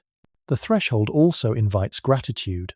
Think of the creatures who lived then, the mammoths, the wolves, the reindeer, each shaping the land, each leaving traces that guide us still. Think of the humans, our ancestors, who endured cold and hunger, yet found time to paint, to carve, to tell stories. Without them, we would not be here. Gratitude connects us to them across time. Take another breath, in and out. Let gratitude soften you, steady you. To cross the threshold is also to recognize continuity. The Ice Age feels far away, but it never truly ended. Its rivers still flow. Its valleys still hold the shape of glaciers. Its survivors walk beside us. Reindeer on tundra, wolves in forests, birds in the sky. Even your own body carries their legacy genes, shaped by cold instincts, born of scarcity resilience, etched in blood. You are not separate. You are the continuation. This realization can feel humbling but also grounding. You are part of Earth's deep story. The Ice Age was one chapter. You are another. The book continues page by page. Now turn gently toward the present. Feel your body where it rests. The surface beneath you is steady like the steppe beneath mammoth feet. The air around you is familiar like the air around Ice Age fires. The rhythm of your breath is ancient, the same rhythm carried through generations. You are home, and yet the story remains within you. Pause again, in and out. Crossing a threshold is best done slowly, not in a rush, but in a lingering way, as one might leave a sacred place. You do not slam the door of the ice age behind you. You bow to it softly in respect. You carry a piece of it with you, a sound, a scent, a truth, and step gently forward. Think of the lantern metaphor. Behind you, the ice age glows with its own light auroras, fire, stars. Ahead, your present glows with another light, lamps, screens moonlight through windows. You carry your own lantern too. Curiosity, imagination, memory. It does not extinguish when you cross. It simply shifts, illuminating whichever world you face. And so, as we near the end of this part, let the threshold feel like a place of balance. 1 foot in the ice age, 1 foot in your own time. Both belong to you. Both enrich you. Take one final breath here. In and out. You are ready. The threshold stands open. Behind it, mammoths still walk. Fires still burn. Stars still shine on frozen plains. Ahead, your room awaits quiet and steady, ready for rest. You are free to step across, carrying story into silence, memory into dream. This is not farewell. It is preparation for closure, the gentle drawing of curtains before sleep.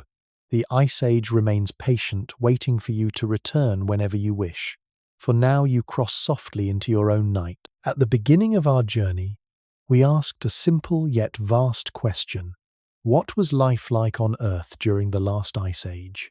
Now, after wandering through glaciers and firesides, through myths and metaphors, through science and silence, we return to that question once more, not to close it with a single answer, but to rest with it open and alive, like a flame that continues to glow even after the story pauses.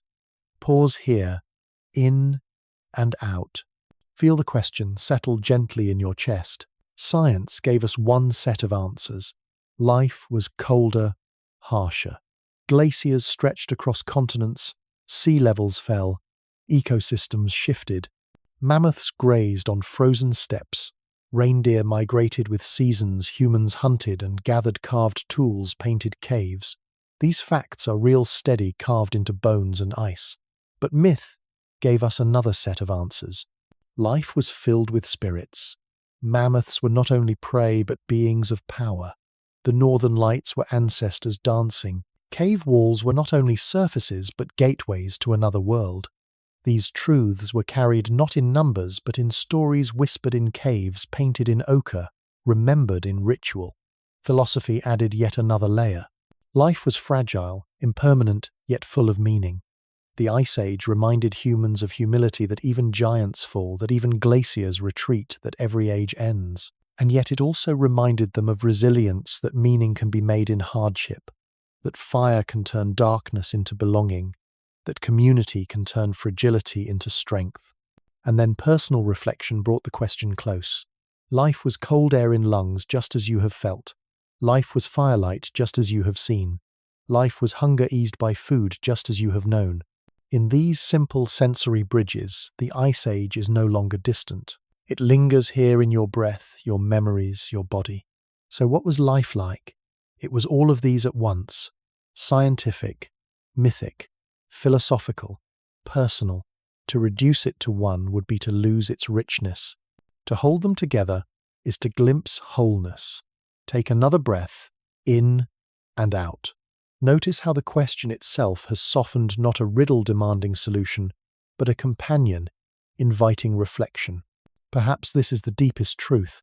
The question matters more than the answer. To ask what life was like is to open yourself to wonder, to humility, to kinship. It connects you to ancestors, to animals long gone, to landscapes still carrying traces of ice. It reminds you that life has always been fragile and beautiful, brief and enduring, ordinary and extraordinary.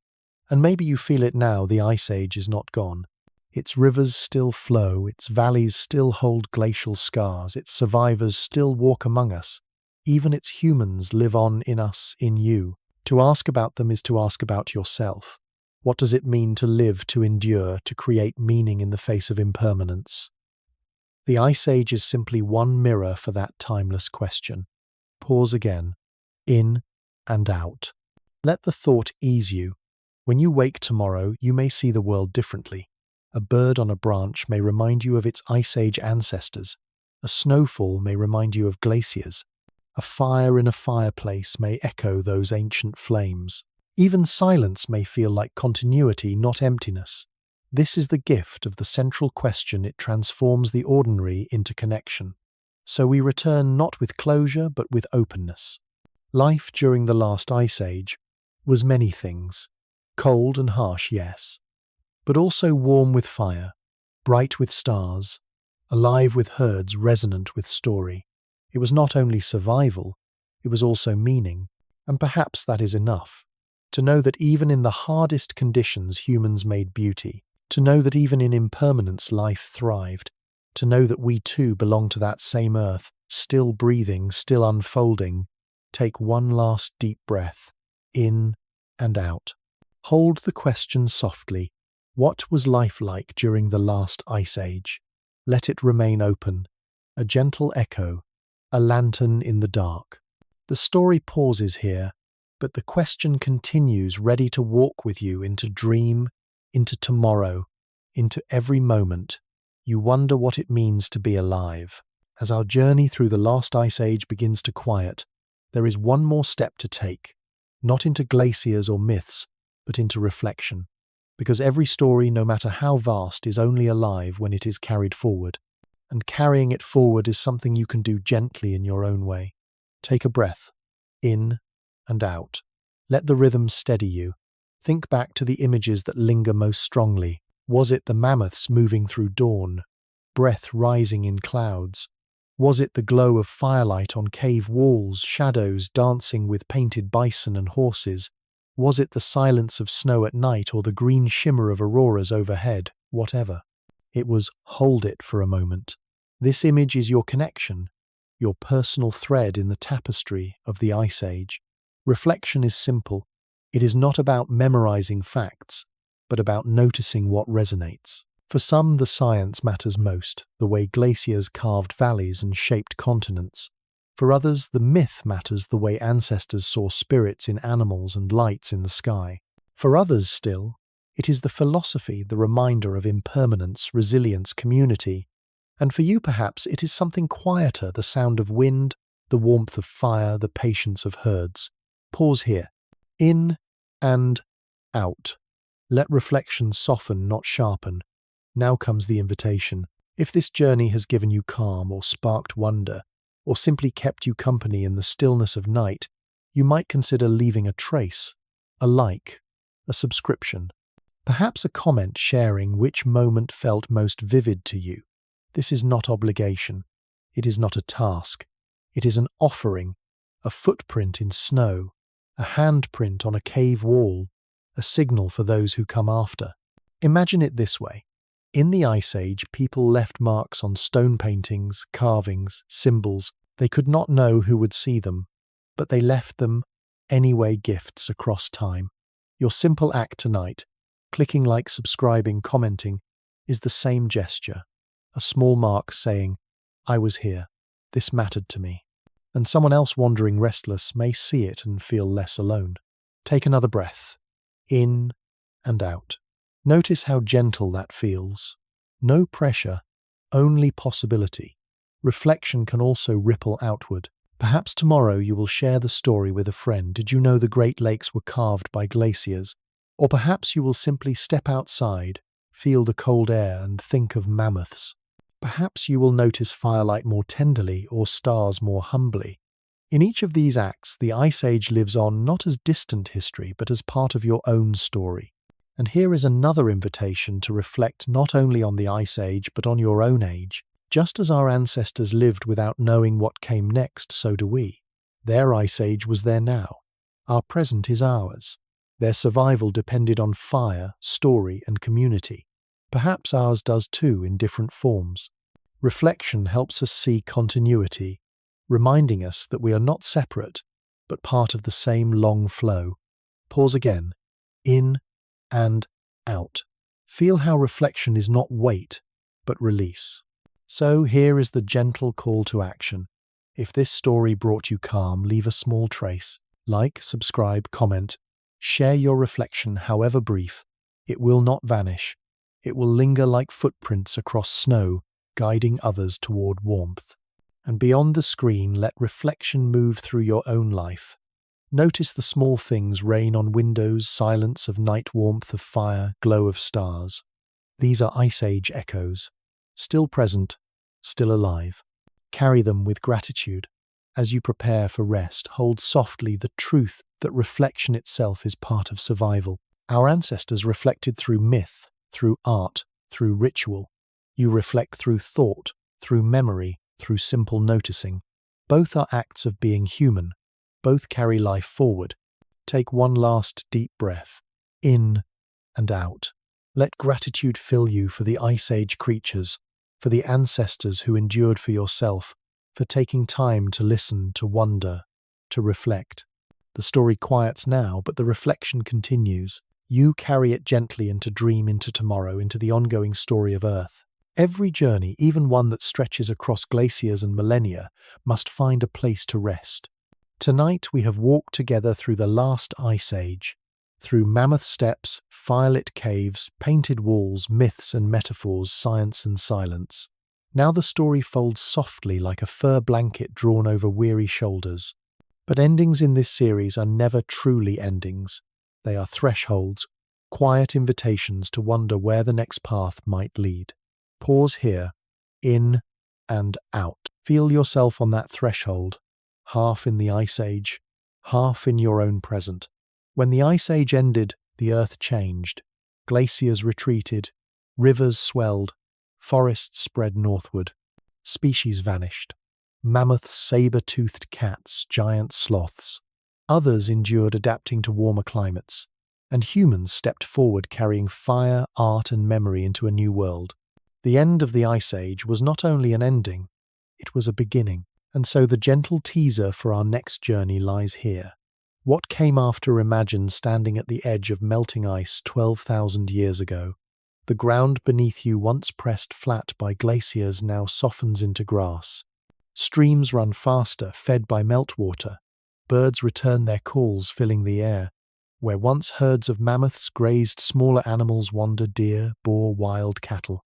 And humans, no longer just hunters on frozen steppes, begin to experiment with seeds, with soil, with staying still. The seeds of farming, the beginnings of villages, the slow rise of civilization, all of it emerges in the space the Ice Age left behind. Pause again, in and out. The next chapter waits, but it does not rush. There are other paths we might take as well. Perhaps we will wander further back into the deep time of earlier Ice Ages, or even into the warmer ages between them. Perhaps we will step sideways into other mysteries, into the deserts where early humans learned to endure, into the oceans where giant whales replaced marine reptiles, into myths that grew in warmer climates. Each path is open, each question glowing faintly like lanterns in the night. But for now, the teaser is simple. The Ice Age ended and the world we know began. To explore that transition is to explore ourselves, our roots, our first steps toward the lives we live today. Take another breath. In and out. Imagine carrying curiosity like a small ember in your hands. Not urgent, not heavy, but steady, glowing, ready to be kindled again in the next story. And here is the gentle promise: the journeys will continue. Each episode another step, another exploration, another reflection. The Ice Age was vast, but so too are the ages before and after. The story of Earth is endless, and together we will wander softly through it, always slow, always calm, always curious. For tonight, though, your journey ends not in glaciers or herds, but in rest. The Ice Age grows quiet, fading into dream. The next chapter waits patiently, ready when you are. You need not hold it tightly. It will be here just as surely as dawn returns after night, just as surely as fire sparks after darkness. Take one last deep breath, in and out. The mammoths sleep now, the fires dim, the stars continue their slow arc across the sky, and you too may close your eyes, letting curiosity settle into calm, letting story drift into silence. This was the last Ice Age. The next journey begins soon. Until then, sleep gently, dream deeply, and remember that you are part of Earth's story still unfolding. Good night.